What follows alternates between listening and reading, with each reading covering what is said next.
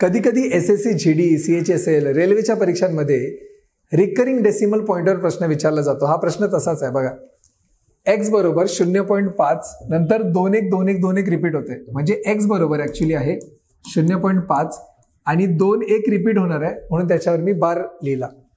आता हे कसं सोडवायचं तर लक्षात काय ठेवायचं, ज्याच्यावर बार आहे म्हणजे ज्या अंकांवर बार आहे तेवढे 9 छेदामध्ये घ्यायचे, म्हणजे हे 2 9 मी छेदामध्ये घेणार आणि ज्याच्यावर बार नाहीये म्हणजे जे रिपीट होत नाही तेवढे 0 खाली घ्यायचे. बस 2 संख्यांवर बार आहे म्हणून 2 9, इथे बार नाहीये म्हणून इथे मी 0 घेतला. वरती काय करायचं, अंशामध्ये पूर्ण 521 तसंच लिहायचं आणि त्याच्यातून मायनस काय करायचं, ज्याच्यावर बार नाहीये ते मायनस करायचं, म्हणजे 521 वजा 5 झालं. हेच उत्तर असणार आपलं. 521 वजा 5 ते किती येणार, 516 आणि खाली 990 आहेच.